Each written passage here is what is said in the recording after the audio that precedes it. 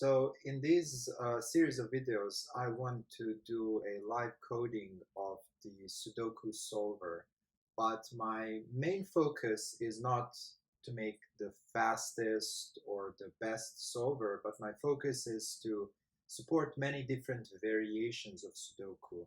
In a way, I wanna have a flexible system where I can relatively quickly add new rules or new constraints and just be able to solve this new Sudoku variant. And the reason why I got inspired to do this was essentially I watched a lot of one YouTube channel called Cracking the Cryptic. And I would spend like hours per day just watching them solve it. And they do it obviously with human intelligence, right, using logical deductions. But because I like to code, I was always thinking in the back of my head, like, how would I implement this if I was writing a software to do it? And this is where this video and other that follow are coming from. Basically, I'm trying to turn my obsession with cracking the cryptic into something productive where I create content. And I want to do it in JavaScript simply because it's going to be probably most accessible to a lot of people. Maybe in the end, it can end up being on some kind of website where people can use the tool, or anybody has a browser and they can pretty much run my code that I write. And if I ever need different performance, maybe I can look into WebAssembly and stuff like that. But let me just do JavaScript for now. And yes, so like I said, my goal is to support just different kind of variations, thermo Sudoku, killer Sudoku, skyscrapers, etc., etc. For those who are unfamiliar with what is this Sudoku puzzle, you're essentially given a grid like in here, and your goal is to fill in the empty cells with numbers from 1 to 9, but the rules are that every row must have each digit appear only once, and every column must have it appear only once, and then every 3 by 3 box, same rule kind of applies to it. And the way people do it is, they will use some kind of logical deductions, but what I will be doing at first is I'll just make my computer try out all possible combinations, but in a smart way, so that even though computer is trying out all possible combinations, it finishes relatively quickly, within a second or two. And before I begin explaining my approach, I guess we have to understand that we're dealing with computers and programming, and we have to be like very precise with like how we name things and etc. So let's say that we're going to number these rows starting from row 0 to row 1 to all the way to row 8. And then similarly, row 0, this is column 0 all the way to column 8. Obviously, we have 1, 2, 3. Now, traditionally, Sudoku uses rows and columns starting from 1, but I find it easier when you are writing code to start everything from 0. And the second part that we need is we need to be able to identify these 3 by 3 squares in a unique manner, right? So I'll just choose, like, I'm gonna number this number 0, this is number 1, number 2, 3, 4, 5, and 8 at the end.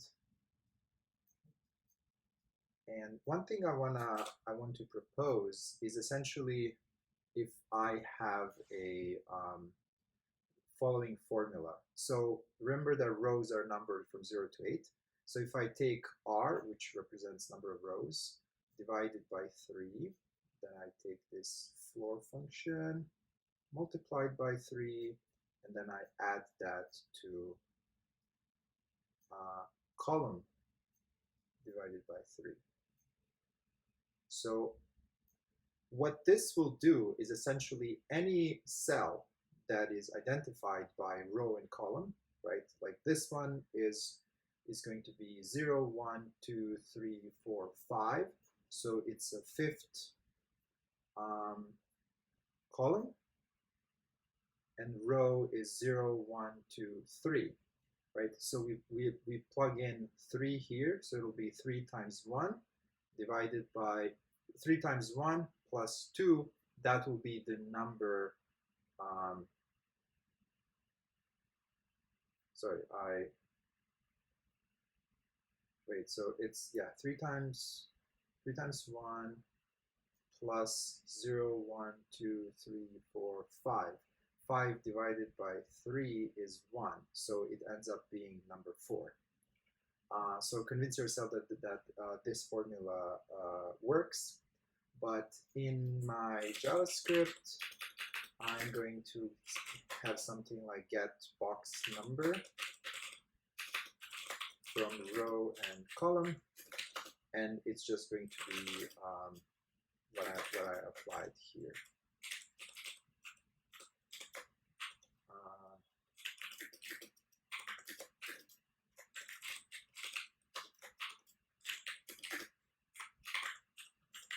All right, so very simple. Just this is 3. We get the number. Okay. The next thing to consider is how are we going to solve this puzzle? Well, let's say that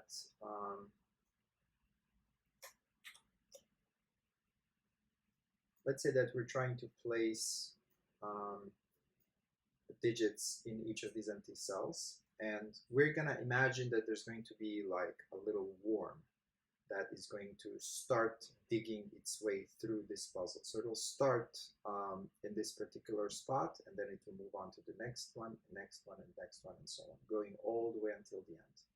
So when this little worm, right, enters this first cell, it just sees, oh, it already has a number, so we can continue. It keeps digging. This one already has a number. It keeps digging. So then we go to the next one. This one is empty. So what we are supposed to do is list out all the possibilities for this particular cell. So what are the possibilities? Well, we can have 1, 2. Right, we can have 1, 2.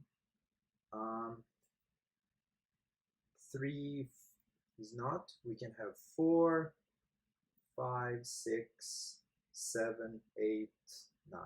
So it can have only 1, 2, and 4. Right? 7, 8, 9, 6, 5, 1, 1, 2, 3. Okay, 1, 2, 4. So what that means is the worm is going to try to place every single position, every single digit into that position. It'll place 1, then try 2, then try 4. This is the logic in Sudoku called bifurcation.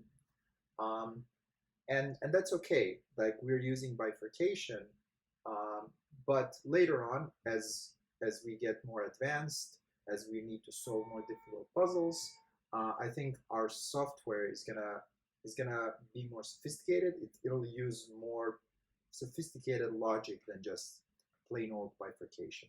But for now, just to start with, we're doing bifurcation.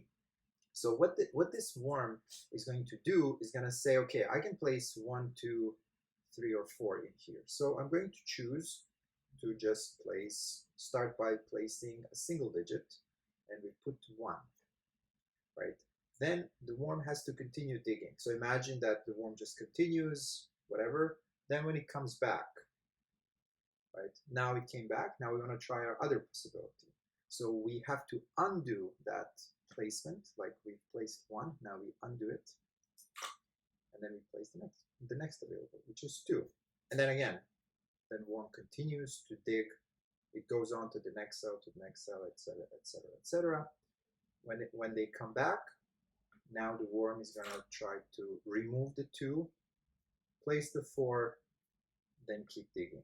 Now, when it finishes, then it will remove the 4 itself, and then it sees it has no other options, then the worm will return back. So after we are done with a particular cell, we go back to where we came from. Right? And you can see that logic kind of play out in a cell like this, right? Where we'll place a digit here, we'll jump, we'll try different possibilities, then we'll sort of come back, try something else, go forward. Kind of the worm is frequently going forward and back, and then obviously until it reaches all the way until this position, in which case we have a solution. Now, as you can see, we have to like track, let's say for every row, right? Let's say we want to track which numbers are placed in a row, and obviously for every column and for every box. So what I kind of need is little utility, little something that's gonna keep track of like what I have. Imagine that I have like a bag, and that bag is empty. Then I can put 8, I can put 6, and I can put 3 into that bag, right? Then I can ask a question like, hey, do you have number 2? And then the bag should tell me I do or I don't have, right? Then I can add number 2 to it, or I can later on remove number 2, and so on. So basically 3 kind of basic operations. So how would we make these operations work? Well, we gotta start with how would you add a number into this bag? Well, the bag itself is gonna be a computer number. As you know, computers have bits in them. So let's just say it's some kind of number like 1 0 0 1 1 0, and we want to add some kind of digit. We want to add something into the bag. So let's say we want to add, we want to write something like this. So what does this correspond to? So this is like the first item, second item, third, fourth item. So we saw that it didn't have the fourth item, but we are going to add the fourth item to it. And computer has this operation called OR. And with OR, essentially, computer can very quickly say if it's 0 and 0, it's going to be 0, 1, 0, it's going to be 1, 1 or 0 will be 1, 0 or 1 will be 1, 0, 1, 0. So you see, we end up with a very similar number as we started with the exception that we added this extra digit. So this is how we can add elements into our bag. So to implement that, let's say I can say bag add. So I have the bag itself, and then I'm adding to it some kind of number. So what does that mean? Well, I will take the existing bag, right, and then I'm gonna OR it with number 1 left shifted by the particular number. So all that this means is we take 1 placed here, and then we shift that 1 by 3 positions in this case, and then we perform the OR. So we end up with the bag that has this 1 extra item. Now, if bag already had that item, it'll not change. So that's how we kind of can add items into bag. How can we remove them? Well, similarly, if we have like 0, 1, 0, 0, 1, 1, 0, and let's say we want to remove 1, so we're gonna put 0 to which one we want to remove, and we want to put 1 everywhere else. So now we're going to be performing AND operation. And what did that mean is this 2 will end up being 0. That's most important. Sorry, yes, this is 0, this is 0, this is 1, this is 0. Now this part will be 0, this part will be 1, and 0. So as you can see, we ended up with a similar number with one less item in there. So we can write function bag remove. That's going to take the bag and the number, and we're doing the AND operation. Now, so what this means is similarly, we take the 1, we shift it, but then this is going to do the inverse. It's going to do a complete negation. So it will flip ones and zeros. So that's why we end up with this number that has 0 in only one position. And that's what this operation is going to do. Now, the next operation for bag, we just need to check whether the bag has item in it already. And that one is fairly similar to this one. Actually, I can probably, that one, we're just going to perform AND operation instead. So what this will do, let's say this will result in value 0 everywhere. So what that means is that basically this item, 4, doesn't exist in the bag already, right? If this was a 1, then the output would contain 1 out here. So this is how we can check for that, and that's simple enough to implement in our code. Check exists, bag number,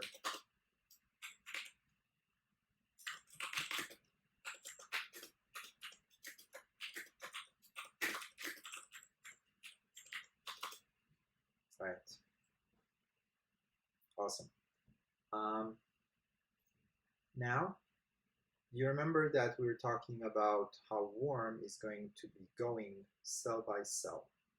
So I want to have a little helper logic that'll just it'll help me determine the next cell that I need to go into. And if we kind of look at this, we can say let's say get next cell from a given row and column. And at first, we just say the same row, but we're going to increment column by 1, right? So we stay in the same row, let's say from here. We just increment column by 1, and that is the next cell. The problem with this is that if we are in column 8, then the column 9 doesn't exist. So we just have to handle that case in a different way, which means if column is equal to 8, then what we have to do is we gotta go to the next row and then start from 0. So meaning that from here we're going to jump to this cell, meaning that from 3 cell we're gonna jump to the 4 cell. Okay, perfect. And I forgot to mention the way that we do bags is it has also another kind of benefit. If we're thinking about it, like let's say in terms of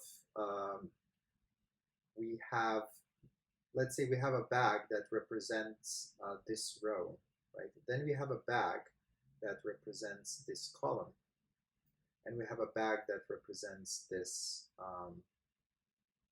box, right? So each one already has some digits inside, right? So if we want to say like which digits we are allowed to place into this particular cell that is the intersection of those three things, right? Then we can do is we can OR all of these bags, right? So that's gonna tell us what are all the numbers that are visible from this particular cell. And then if we do the inversion, then inversion is going to give us only the numbers that are available for us to use, which is very neat. We're doing this potentially complicated operation of like intersection and union in a relatively fast way on the computer. So in order to progress with the solve, right, our little worm has to be able to know which cell is available, right? Like which number is available to be placed in a given cell. So let's say I want to make a function that'll be like Sudoku check, Sudoku can be placed. And I need a row, I need a column, and I need a value. So what are the conditions under which my row, column, and value can be placed? Well, I have to say, let's say, check bag exists. So let's say if check bag exists in this row, right? So I would have some kind of array like used elements, used in row of this row, and I will check for this value. And if it already exists, then my return is going to be false.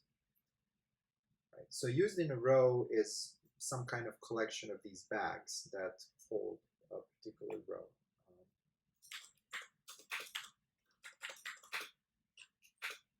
So I can do the same thing for column, and I gotta do the same thing for a box. Now the good news is we already have a function, get box number from row column. I guess I can refactor this to be a little bit nicer.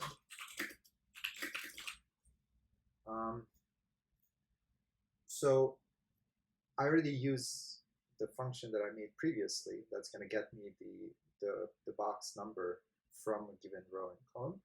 Then I check. Otherwise, I am say it's good to go. This is a good, you are allowed to place particular value in this row and this column. And obviously this function, we're gonna have to expand it when we implement additional Sudoku types, right? But for now, let's see what, let's finish the current solver. So what is this used in call, row, and box? Well, I'm gonna call them, they're just gonna be some kind of arrays, right? So I can say is an array of size 9. And then the same thing will apply to column and box. Now I'm gonna need a little help. So I pre-created this board, and if you look at it,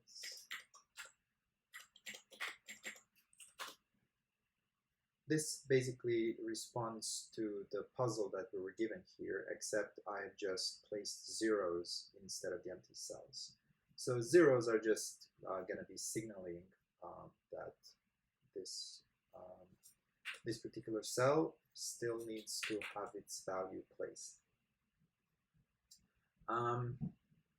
So we kind of have this Sudoku can be placed, right? So let's build one another helper utility that's going to be just for adding new digits to our board, right? So our little worm, right, has to, when it enters a cell, it has to figure out which ones can be placed, right? Then our little worm can pick the first one that's available and just put it there, right? So we're gonna make a method that's gonna add this particular number into a particular cell, and then later on it's gonna have to remove it. So we need two methods, to add and to remove from a Sudoku cell. All the while, we should be responsible with these three arrays, because these three arrays, they should be up to date. They should be correct. So I'm going to say Sudoku add, it's going to be again row, column, and value. And well, first of all, I can just update the board. Right?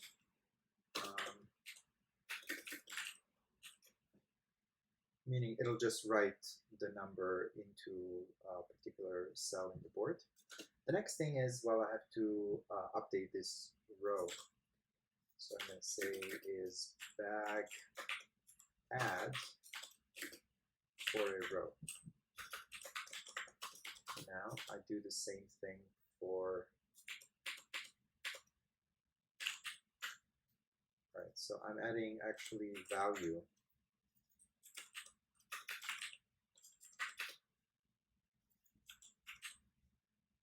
And for a box, similarly, I need to compute the box number, which I already have a method for doing that. So as you can see, it's fairly simple. Now removing, it's going to be similar. 0.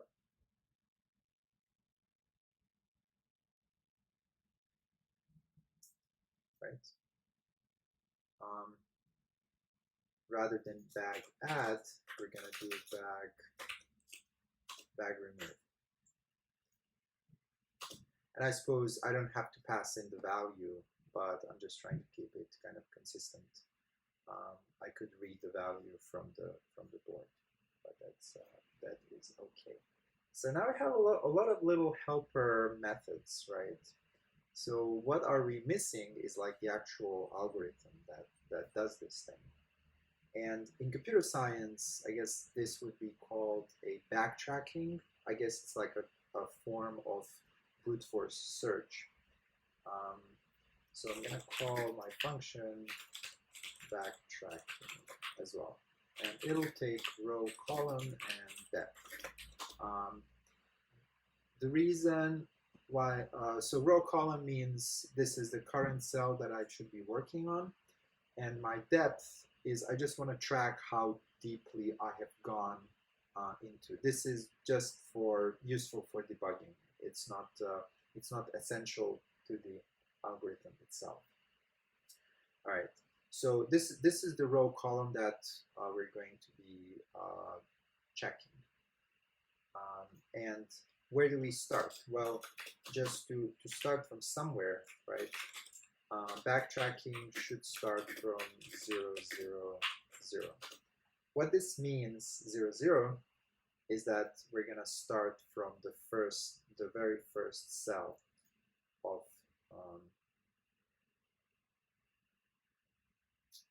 the Sudoku board. And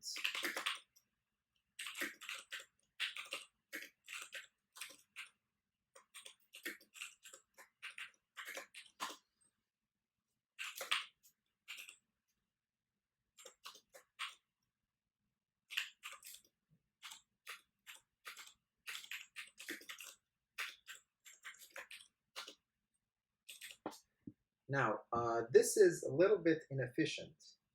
From what I've described earlier, we could simply take these bags and OR them together and then do the inverse in order to compute which numbers are still available for us to try in a particular cell. So I'm doing it in like a little inefficient way, but this kind of gives me more flexibility. This is more readable, and I can extend it later on by just adding more conditionals. But definitely, if we ever run into troubles and we need to like do some more advanced algorithm or whatever, I'm sure this ability to merge or intersect sets will become useful later on. But for now, I'm not going to use that property. So when a Sudoku can be placed, right, then we're just going to place it. So we're going to say row, column, number. Again, as you can see, we're trying out all different possibilities. Now, what happens after we place it? Well, now the rule is our worm has to keep digging, has to go to the next cell. Well, what is the next cell? Well, we kind of already know that, right? We made a helper function for it. So I'm going to say next row, next column is equal to get next cell from row, column. So we're going to call backtracking.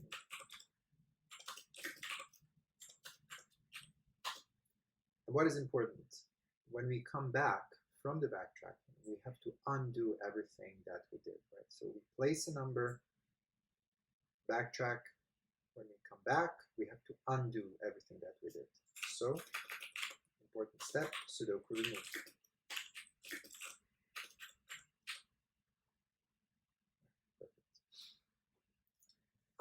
Now, there are a couple of issues here. One of them is this is infinite loop, right? It'll just keep recursing, so we gotta know when to stop. One way to know when to stop is if row is equal to 9. So why is that? Well, the regular rows start 0 to 8, but then when we go to the very last cell, when we compute the next cell that we should be working on, it's going to be row 9. So when we are in row 9, we don't have anything else to place, right? We're done with our search. So in that case, we've just found a solution. So we're going to like show board. We're going to show the solution and then immediately return. We don't want to keep we don't want to keep going down further. Instead, we just want to show the board. And another missing piece of our logic is when the worm enters a cell that already has a number inside it, then it shouldn't try to place anything else there. It should just continue on, right? Just go to the next cell instead of trying anything else. And that's an easy thing to do. You can say if board of row column is greater than 0, then, okay, I forgot depth plus 1.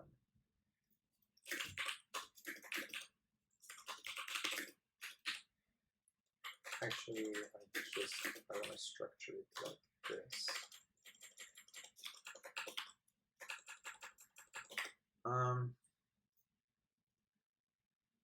So I want to have if-else statements. If it's already there, then we're just gonna backtrack once, right? We're just gonna say go to the next position. Okay, perfect. And what we're missing is show board.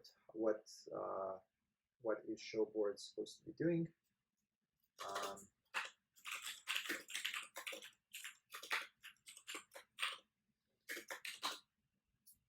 Well, we can take our board, right? Then we can map it into board row, and each board row we can join it with a space, and then each row we can join with a new line, and that's just going to be in our console output.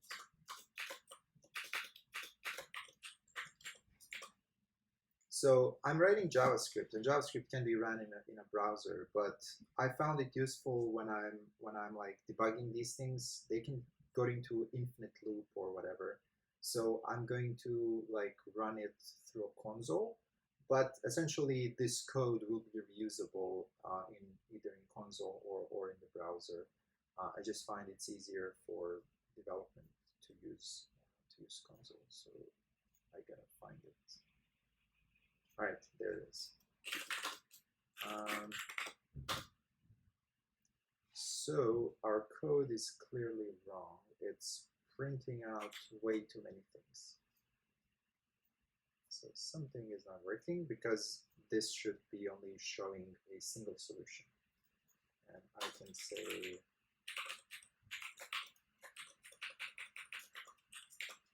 just to separate them out. So yeah, it's showing too many solutions. As you can see, it's placing one inside the same box. So clearly the box checking logic is broken. This one seems fine. Well, actually, row checking logic is broken too. It's placing these. So something went horribly wrong. Bag or bag or bag and next cell is row plus 1, 0, row column plus 1.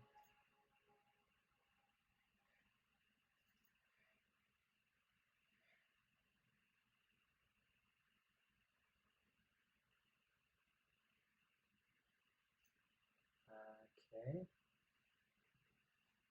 Sudoku add row value.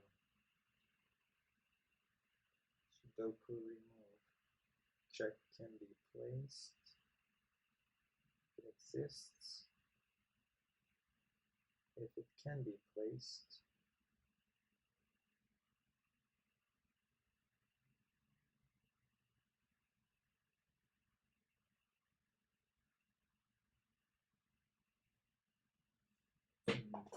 I'm sorry about this. So let's try, let me just say, I will show the board and I'll say if depth is greater than 2, then we're going to return.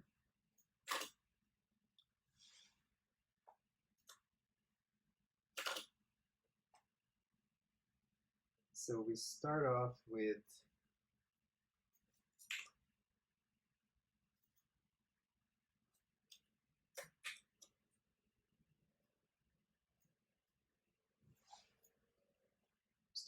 that, we skip over, then it places 1, it places 2, it places 3.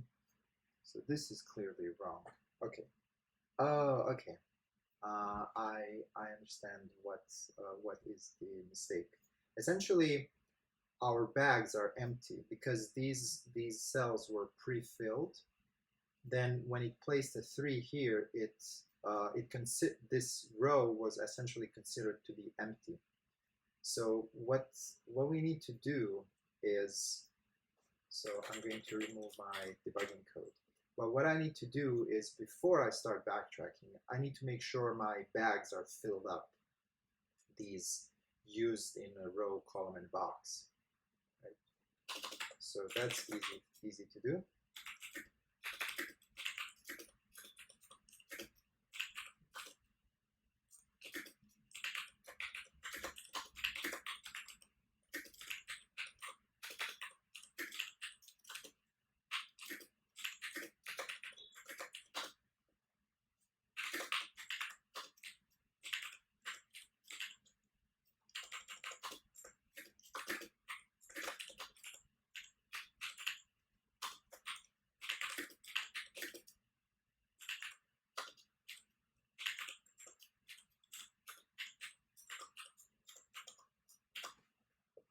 The board is already set to the value row and column, but we have to call Sudoku add regardless, because essentially when we do call it, its function is to update these used in places. And it is better, so this is kind of one argument that I want to make. It's better to call these Sudoku add early on, right? If you think about it, our worm is going to be considering all possible positions, right?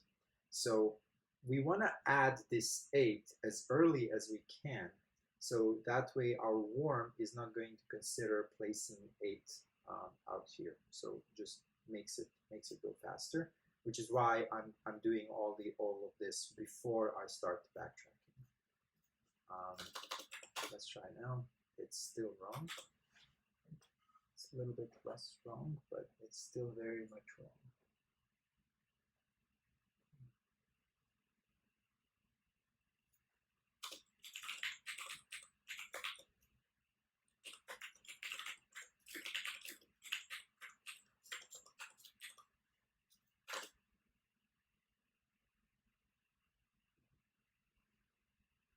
Okay, and let me see now.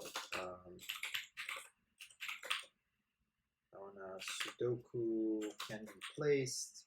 I want to try row 0, column 2, value 3. So what I'm trying here is I'm trying row 0, column 2, value 3. So I'm trying to put 3 out here. So for some reason, let's see what is this going to do. It's going to say that it can be placed, which is absolutely wrong.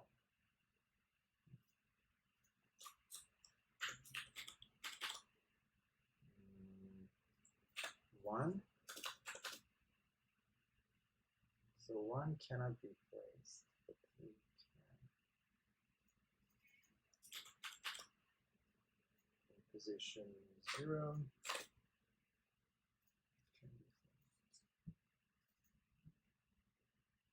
Why are you so wrong?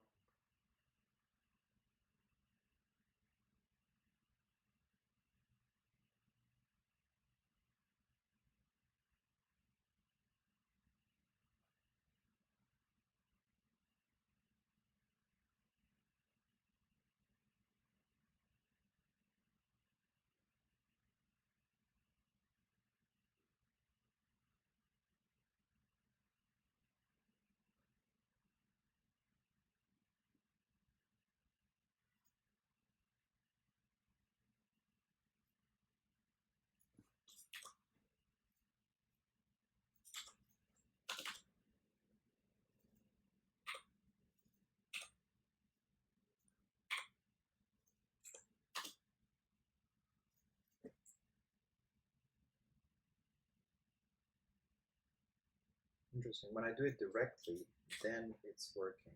But if I do it, so what the hell is wrong with this? So 0, 1, 3. Yeah, 0, 1, 3.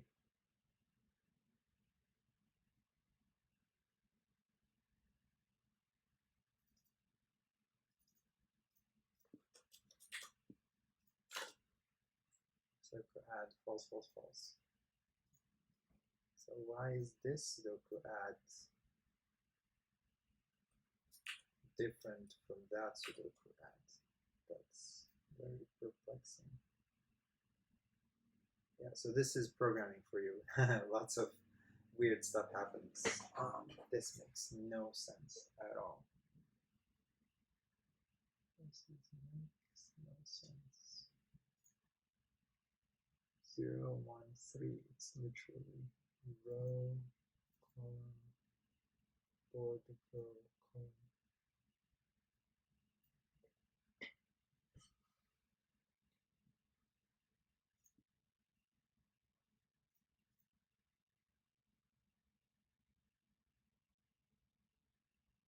How does this make sense?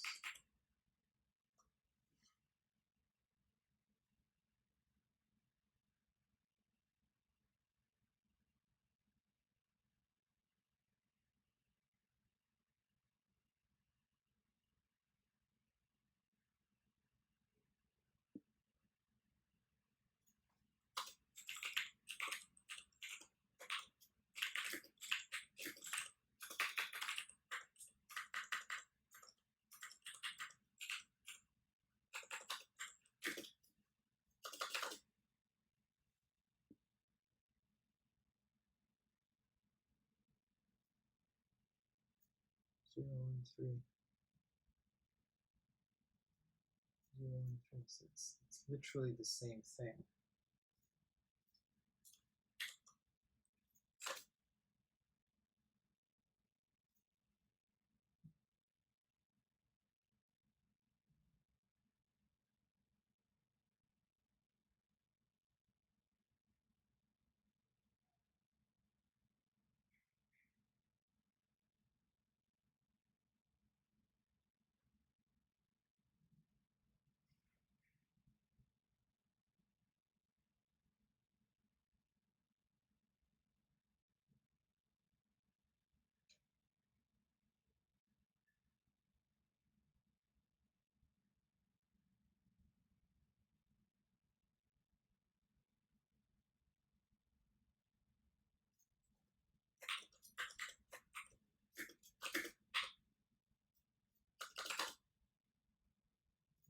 All I did is change is just checking this number is greater than 0, but that should not matter.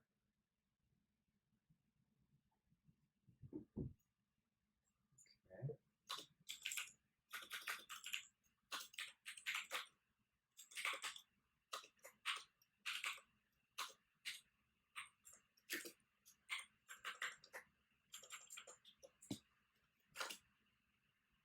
False. Okay, so why is this false? Row 0, value 3. Now it's true. That makes no sense. We're not calling Sudoku remove anywhere.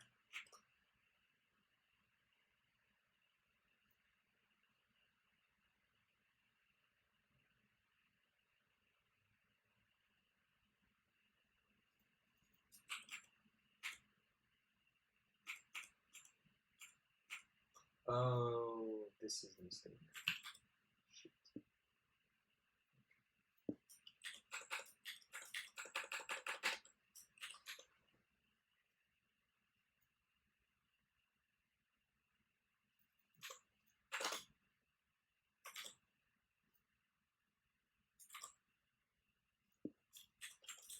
I thought I had it.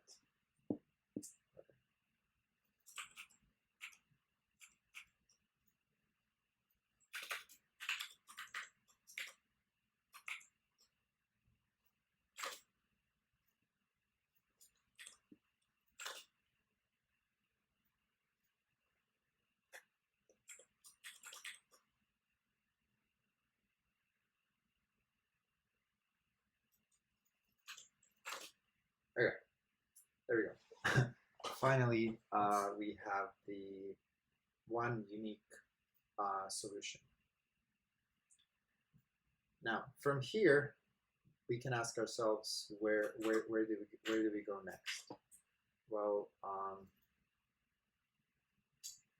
for one thing, our worm is relatively not very clever.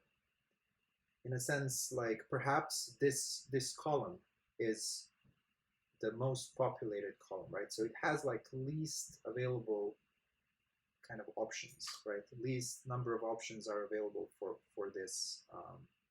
So it may have been smarter to start like maybe with this cell, right? That has much less available combinations, right? And the way I'm thinking about it is that if we can place a digit while bifurcating, while splitting our different branches less, then our code is going to be faster, right? So it might be smarter to focus on those cells that have least available options, right? And then bifurcate on those. And because we're going to be placing a digit, that will create even more restrictions on other cells, which will make then overall overall solving speed much faster. I mean, this is fast enough, but once we get to these different variants, then the current algorithm may run slower. And uh, the way I'm thinking about it is we can do this kind of statically. Like we can pre-sort these cells in ahead of time, right? So that way, like our little worm is going to get like a map. So our worm is going to get a map that says, hey, you should first jump to this cell, and then after that, teleport yourself, go here, and after that, go here, etc., right? Um, so the idea here is that by picking different order, we can solve it in a faster way. And what we're doing here is what's called like heuristics. It's something that it's not like guarantee. It's not like very precisely. We're not like measuring things in a precise manner, but we're just kind of like roughly saying like, hey, like roughly, you know, our worm should be focused on these cells that have less available, that have like maybe more givens, right? Maybe this row has more givens or whatever. Um, so in that manner, roughly speaking, or heuristically speaking, um, our code will be faster.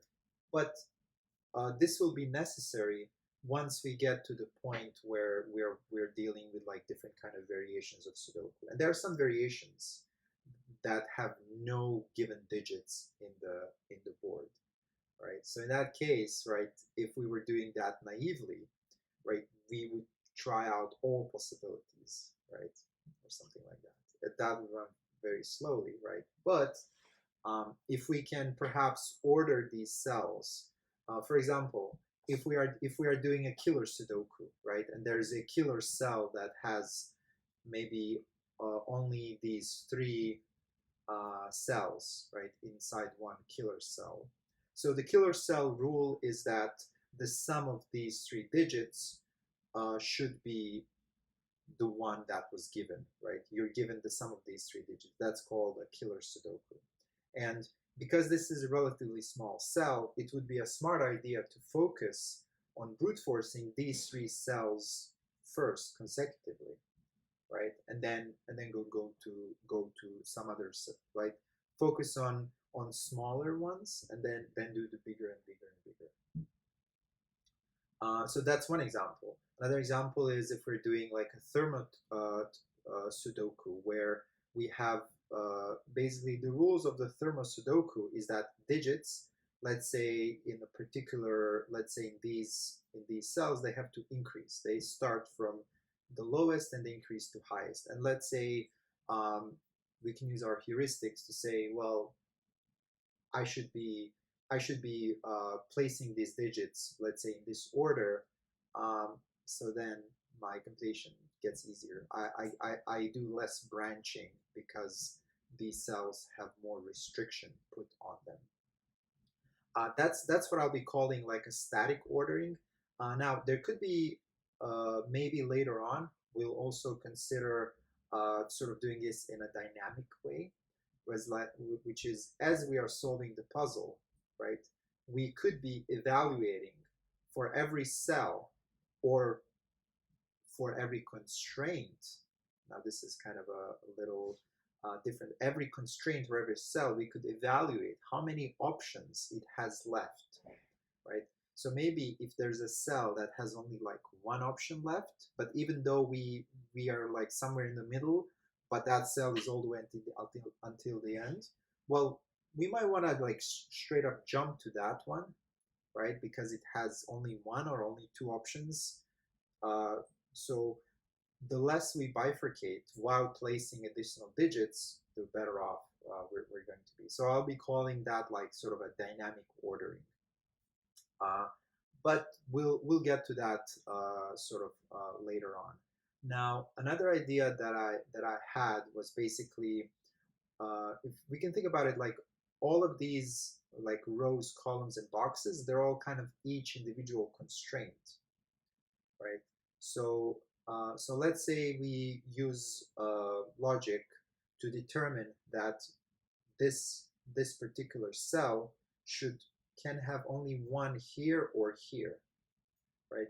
Now the cells in themselves, Now maybe these guys are not very restricted. Maybe they can have like 1, 2, 3, 4, 5, 6, whatever. Like the actual cells are not restricted, but this box only has one has to be either here or here, right? So that is a restriction that's based on a constraint, right? And that one will allow us to place a digit while only bifurcating in two directions. Uh, so that will be another kind of strategy to consider, right? We can